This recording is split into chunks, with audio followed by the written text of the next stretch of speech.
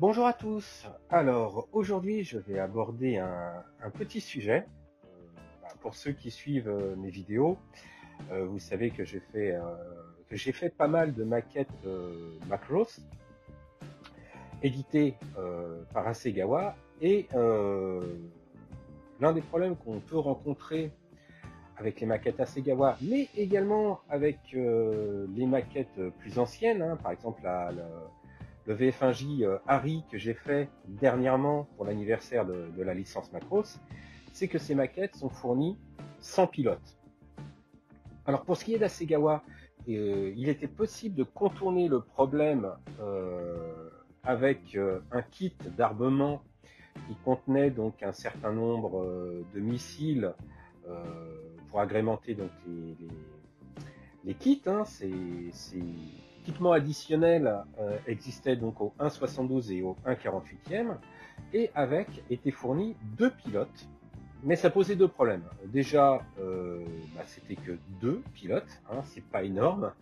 Quand on sait que moi, je dois avoir à mon actif en VF au 1,72, je dois en avoir 4 ou 5, ou 4 sûrs, en différents modes, hein, Fighter, Battloid, bon, Battloid ça compte pas puisque le pilote n'est pas visible, mais en Fighter ou en Gearwalk. Donc deux pilotes, ça fait peu. Et l'autre point également, c'est que les pilotes étaient exclusivement en version film, Do You Remember Love. Alors je pense, j'ai déjà abordé ce point-là, c'est que je pense qu'Hasegawa avait la licence pour le film et non pas pour les séries télé. Ce qui explique que les premiers kits étaient estampillés Macross Do You Remember Love, comme vous pouvez le voir à l'écran, et également que les caractéristiques des kits, même s'ils ont fait le VF1J, qui n'est pas visible dans le film, les intérieurs de cockpit sont vraiment caractéristiques du film et non pas de la série TV. Je vous renvoie vers ma vidéo, je crois que c'est le VF1 Strike que j'ai fait, où je développe beaucoup plus ce détail puisque j'ai apporté de la photo découpe, enfin j'ai fait pas mal de choses, donc j'ai déjà abordé ce sujet. Donc on est bloqué avec les pilotes version film. Cependant, j'ai eu la surprise lorsque j'ai fait le VF1. Alors, je crois qu'il y avait possibilité de faire le A ou le S. Donc en Strike ou en Super Valkyrie Gearwalk. Le pilote qui était à l'intérieur, c'était un pilote version TV, version série télé. Alors je pense que c'est simplement parce que les premiers Gearwalk qu'Hasegawa avait édités, et là ça va à l'encontre de ce que je viens de dire, c'était des Gearwalk du VF1J, je pense, ou d'autres VF, qui étaient donc avec des pilotes de la série TV, et que pour la version Strike ou Super Valkyrie, visible dans le film, il s'agissait ni plus ni moins qu'un reboîtage avec les pièces d'origine, plus les pièces nécessaires à faire donc la version Strike ou la Super Valkyrie. Donc ils ne se sont pas embêtés à changer le pilote, et c'est donc un pilote version TV qui était présent dans cette boîte-là. Pilote que j'ai donc utilisé pour mon VF1J de chez Hasegawa qui était fourni sans pilote. J'espère que tout le monde suit parce que c'est assez complexe donc dans l'histoire.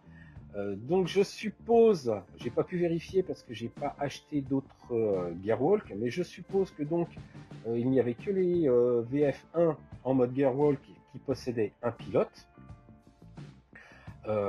et en version TV. Petite exception, le VF1D qui est donc le VF biplace de la série TV visible au début de la série, hein, donc c'est le VF que pilote Hikaru au tout début de la série lorsqu'il se retrouve embringué dans la première guerre terrienne Zentradi, et avec lequel il sauve Minmay. Donc là, ce Gearwalk là était fourni avec 3 figurines au 1,72, une de Hikaru en pilote civil, une de Minmay avec sa robe rouge, et une autre de Minmay avec sa robe chinoise, même si elle n'est pas visible dans la série, dans cette tenue à ce moment-là. Enfin bref, mis à part ces exceptions-là, vous n'aviez pas la possibilité d'avoir des pilotes lorsque vous achetiez ces kits-là. Là, vous aviez donc soit la possibilité d'acheter un kit additionnel d'armement avec 2 pilotes, soit pas de pilote, ce que j'ai fait aussi parfois, soit la possibilité, comme le suggère Yvan dans sa vidéo que je vous mets en lien, qui était quelque part une vidéo réponse à ma vidéo sur le VF1J de chez Harry. Donc là, ma vidéo est une vidéo réponse à la sienne. On se renvoie la balle, c'est sympathique. Et on se complète à chaque fois, c'est génial. Il propose comme solution d'utiliser d'autres pilotes. Alors là, il parlait essentiellement des kits Harry au 1 centième. Donc il propose d'utiliser des pilotes d'autres licences et de les peindre aux couleurs Macros, ce qui peut, à cette échelle-là, faire parfaitement illusion. C'est ce que j'ai fait par exemple pour la Macros Factory, qui est, alors je me souviens plus de l'échelle, je la noterai, mais qui est une échelle totalement ubuesque, hein, parce que les décors étaient issus d'une autre licence, qu'ils ont repris ces décors en les estampillant Macros, en mettant les décalcos qui vont bien, et en mettant un engin issu de Macros, mais donc les personnages n'avaient pas un moulage qui correspondait aux uniformes visibles dans la série TV. Comme l'échelle est très petite, là on peut jouer sur la peinture pour donner illusion, et ça passe très bien. La troisième solution que l'on a à notre disposition aujourd'hui, vous l'avez sous les yeux depuis le début de cette vidéo, c'est l'impression 3D. Pour ceux qui possèdent une imprimante, hein, bien entendu. Ce nouvel outil nous permet de pallier à ces manques.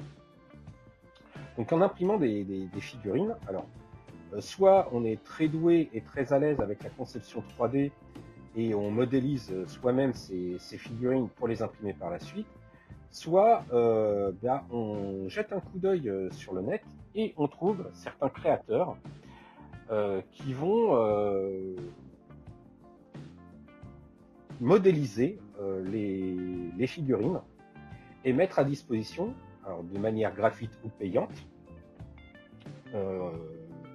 ça c'est au choix de chacun,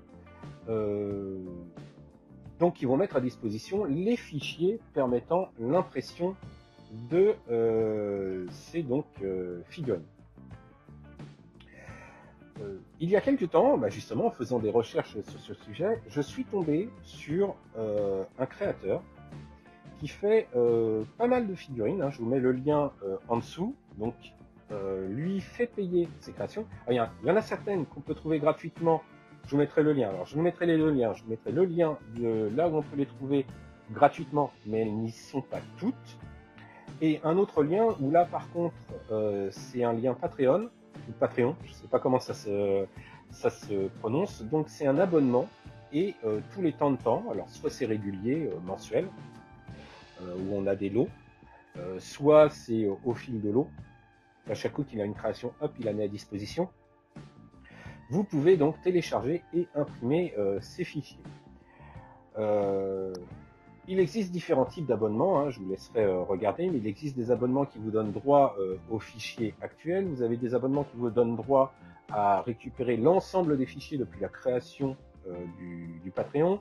Vous avez également d'autres personnes qui font des abonnements où vous avez le droit au lot actuel. Donc généralement c'est quand par mois ils mettent 5 ou 6 créations à disposition. Donc dans votre abonnement vous avez accès au lot actuel et au lot du mois précédent quand vous venez d'arriver. Et vous avez des réductions sur l'achat des lots des mois antérieurs. Ça c'est encore une autre possibilité. Et vous avez également des abonnements qui permettent d'acheter les fichiers donc STL permettant l'impression des fichiers et qui vous donnent le droit de revendre vos impressions. Alors en aucun cas revendre le fichier STL, hein, vous n'êtes pas propriétaire du fichier STL. Par contre vous avez la possibilité de faire commerce de vos impressions 3D. Donc voilà, différents niveaux d'abonnement avec différents droits. Alors l'avantage, alors moi qui possède une imprimante 3D, hein, ce qui n'est pas le cas de tout le monde, je le pense pas bien, l'avantage quand même de ce mode de fonctionnement, c'est que déjà, comme vous pouvez le constater, j'ai la possibilité d'imprimer la même figurine à différentes échelles. Là, je vous présente, hop, toc, donc 3 pilotes. Alors, on va zoomer pour que ça soit plus visible. Voilà. Donc, vous avez ici 3 pilotes. Alors, en plus, j'en profite pour vous montrer que l'avantage des fichiers STL, c'est qu'ils donnent une grande variation de possibilités, puisque là, c'est le même fichier. Donc déjà que j'ai imprimé à 3 échelles différentes, puisqu'ici on a du 1,48, ici, pardon, on a du 1,72, et ici du 1 centième. Donc déjà la possibilité d'imprimer à l'échelle que l'on désire. Alors, c'est d'autant plus facile avec les personnages macros, puisque je vous mets à l'écran là, j'ai pu me faire une sorte de tableau de correspondance entre les tailles supposées des personnages et donc leur taille de ce qui donnerait à l'échelle donc des maquettes. Donc Hikaru qui fait 1,75 m, au 1,48e ça donne une figurine de 3,65 cm et au 1,72e ça donne une figurine de 2,43 cm. Donc après il suffit sur le logiciel le slicer que je vous ai présenté sur une autre vidéo de donner la bonne taille à votre fichier pour pouvoir l'imprimer à différentes échelles. Et l'autre point aussi qui est très intéressant, c'est que le créateur que je suis a également fait différentes versions du même fichier. Voilà, puisque vous voyez ici un fichier au 1,72 de Hikaru avec son casque, avec la tenue. Alors il me semble, je vérifie juste, parce que j'ai un doute. Oui, voilà, c'est la tenue quand il est en civil. Donc la tenue qu'il a au tout début de la série, avec le pouce levé et le casque. Ici, on a la tenue civile, que je regarde bien parce que c'est petit quand même, sans le casque et avec la main sur le côté. Ici, on l'a en tenue de pilote sans casque avec le pouce levé. Et ici, je l'ai en tenue de pilote avec le casque et saluant avant un lancement ou un catapultage. Donc c'est quand même, ça donne une variation de pose qui est quand même plus intéressante que certaines figurines qui sont vendues, où les pilotes ont une position généralement proche de celle-ci, ou qui tiennent les commandes de vol, et qui donnent un air figé. Et encore, à Segawa, la tête est dissociée du corps, donc sur certaines de mes maquettes, j'ai tourné la tête vers l'extérieur, ce qui donne un petit mouvement différent, et qui peut être quand même sympa. Il fait également, bien entendu, et ça c'est sympa pour les dioramas, d'autres types de figurines, comme vous pouvez le voir. Ici, vous avez au 1,72e une figurine de Min May telle qu'elle apparaît au tout début de la série, donc avec sa robe rouge. Alors, je vais essayer de vous la présenter un peu mieux. Donc, au 1,72. Donc, avec beaucoup de détails. Vous voyez, même la lanière de sac à main, hop, c'est pas évident. Même la lanière de sac à main est modélisée. Les mèches de ses cheveux. Donc vraiment un très grand nombre de détails. Et c'est du 1,72e. Vous avez également ici Hikaru en pose avec sa tenue civile du début de la série, là, qui sera donc orange, avec une canette de soda et le casque de pilote sous le bras. Donc pareil, que j'ai imprimé au 1,72. Donc comme je vous ai dit, connaissant la taille de Hikaru, après il est très simple de le modéliser à la bonne taille et à la bonne échelle. Donc là je vous montre un peu plus en détail la figurine de pilote au 1,48e. Donc vous voyez un très grand nombre de détails. C'est limite même trop détaillé dès qu'on descend à une échelle de type 1,72e ou alors 1 centième. Alors là, 1 centième. Donc là, hop, au 1,72.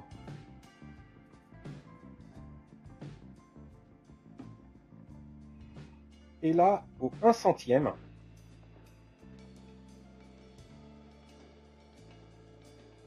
alors excusez, c'est pas évident de cadrer sur quelque chose d'aussi petit. Et donc les détails y sont. Hein. Ça, c'est vraiment j'allais dire la magie, mais non, c'est pas du tout magique. Hein. C'est la technologie impression résine. Et j'ai une imprimante 2K. Hein. C'est pas encore la dernière génération d'imprimante. Hein. Alors, ça, c'est pour vous les présenter de manière brute. Mais derrière, je me suis un petit peu amusé. Puisque, hop, j'ai mis en peinture. Donc, alors, il va falloir le temps que la mise au point se fasse à chaque coup. Je vous prie de m'excuser. Donc, j'ai mis en peinture quelques figurines, hein, toujours le même fournisseur. Donc, c'est du 1/72e. Donc, très sympa. Peint devant et derrière. Je tiens à le préciser, devant et derrière. Donc, Hikaru et Misa, pardon. Roy et Claudia. Hop. Voilà.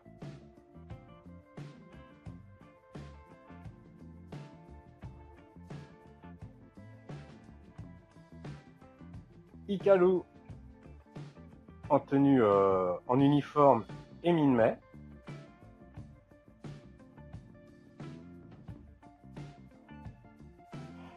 Donc voilà, et je vais bientôt, j'ai commencé à travailler, mais j'ai juste fait la sous-couche.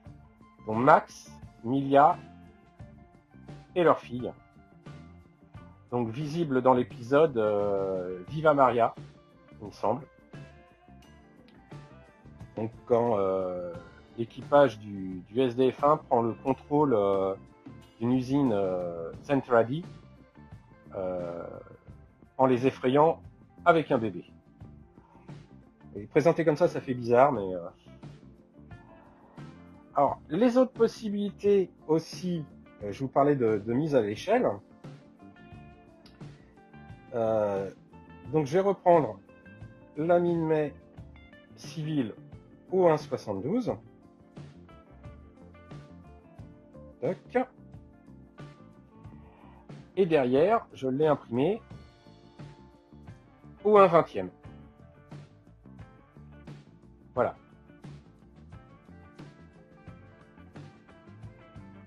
Alors, lance de sac à main, je l'ai coupé exprès parce que je vais mettre moi-même une bande. D'ailleurs, il faut que je retire encore ce morceau-là. Et je vais la refaire directement. Je trouve ça plus joli. Donc voilà, Minmay début de série. Alors là, elle est juste poncée, hein, elle est brute. Hein, je l'ai pas encore retravaillée. Mais voilà, donc côte à côte, vous avez donc le 1/20e et le 1/72e, et c'est le même fichier. Hein, donc j'ai imprimé à différentes échelles. Pour vous donner donc un ordre d'idée, Minmay fait 1,58 m, enfin, est donné comme faisant 1,58 m. Donc au 1/20e, ça fait une figurine de 8 cm, et au 1/72, nous avons une figurine de 2,19 cm.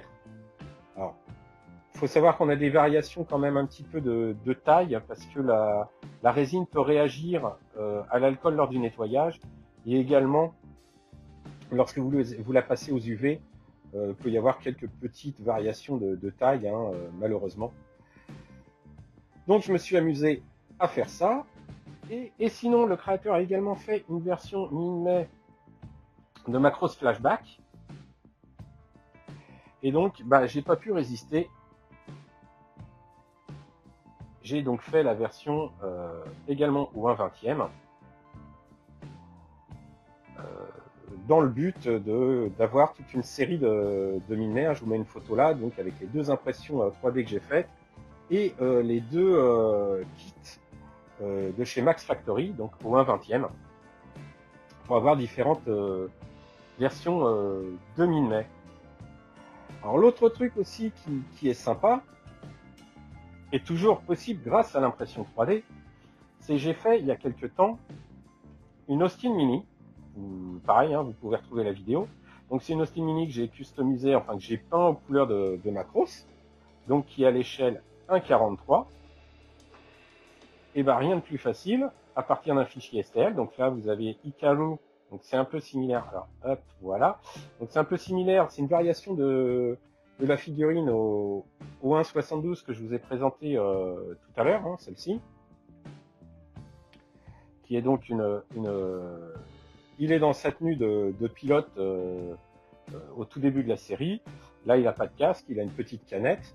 Là, je trouve que la pose est relativement sympa, au 1.43. Hop. Donc voilà, ça va parfaitement avec la voiture. Voilà, donc c'est vraiment l'avantage de l'impression 3D et de ces figurines. Ça pallie au problème d'existence donc de ces figurines. Et ça permet également de s'adapter à toutes les échelles. Si on veut faire une grosse figurine qui suffit à elle-même, on le peut, au 1/20e. Pourquoi pas, elle est donnée pour aller jusqu'au 1/10e. On peut descendre jusqu'au 1/100e, par exemple. Alors, j'ai pas tenté le coup au 1.144. D'abord parce que j'ai pas de kit macros. Enfin, si j'ai un kit macros au 1.144, mais il y a déjà un pilote et c'est vraiment pas un super kit. Donc, je vous dis depuis tout à l'heure que ça peut servir à pallier le manque de pilote. Le mieux, ça serait quand même de vérifier. Donc, je vais prendre mon kit au 1/100e de chez Harry, que j'ai fait dernièrement. Je prends donc mon pilote que j'ai imprimé au 1/100e. Alors je rappelle que je me suis basé sur les tailles données dans les différents ouvrages concernant Macross pour déterminer la taille de la figurine au 1/100e. Parce que je crois que lorsqu'il est mis à disposition, les pilotes par défaut sont au 1/72e, alors que les personnages debout, eux, sont au 1/60, je crois.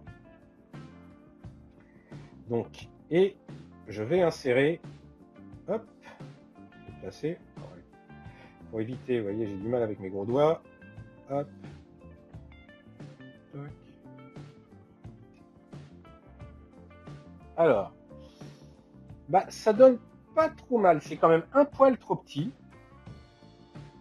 quand même. Là, il se perd un peu dans le cockpit. Alors, de deux choses l'une, ou la taille d'Hikaru donnée dans les différentes documentations est fausse, mais ça voudrait dire que il faudrait qu'il fasse pas loin de 2 mètres pour pouvoir voir au-dessus du cockpit, hein, voir ce qui se passe au niveau du pilotage. Ou alors l'échelle 1/100e du Valkyrie où les proportions ne sont pas forcément bien respectées. Honnêtement, étant donné que j'ai fait un test avec un pilote au 1/72e de chez alors le pilote que je l'ai imprimé, et je l'ai testé dans une Valkyrie au 1/72e de Hasegawa et ça allait parfaitement. Alors, la seule difficulté, pourquoi je ne peux pas vous le présenter maintenant, c'est que les postes de pilotage Hasegawa, à la différence du poste Harry, c'est que le poste Harry, ici au niveau des jambes, c'est totalement ouvert. Le poste de pilotage Hasegawa, il faut placer le pilote avant et ensuite mettre la console de commande et les jambes vont de part et d'autre de la console de commande. Et là, les jambes, elles sont un petit peu trop serrées. Donc ce que j'avais fait pour faire mes tests, c'est que j'avais pris le pilote et j'avais coupé les jambes à peu près à ce niveau-là. Ce qui fait qu'une fois inséré dans le poste de pilotage, ça se voyait pas. Et par contre, j'arrivais quand même à le mettre dans le poste de pilotage. Malheureusement, cet essai que j'avais fait, la figurine, je l'ai fait tomber et elle s'est cassée. Et j'ai donc refait des impressions complètes, comme que je viens de vous présenter. Et comme je compte les mettre en peinture pour faire d'autres essais et puis les donner à des amis, j'ai pas envie de nouveau sacrifier une figurine pour ça.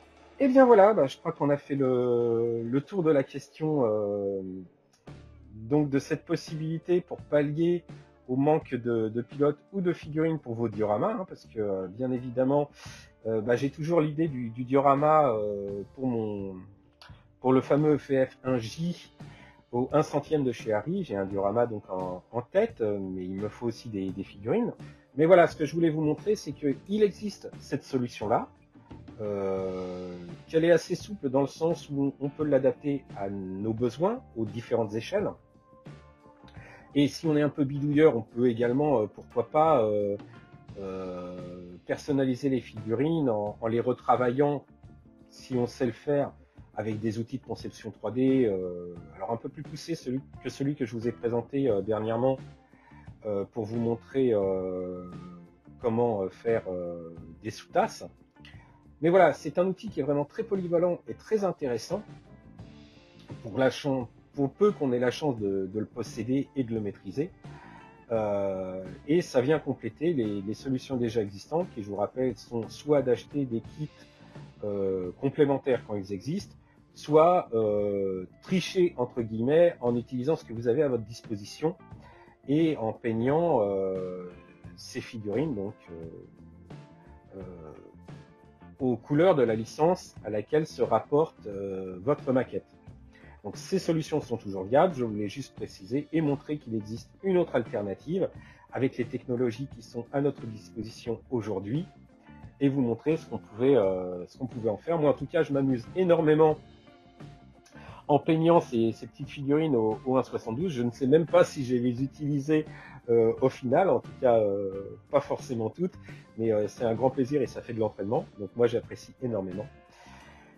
Si vous avez des questions, n'hésitez pas, la section commentaires est là pour ça. Vous pouvez vous abonner si mes vidéos vous intéressent et que vous ne voulez pas en rater une.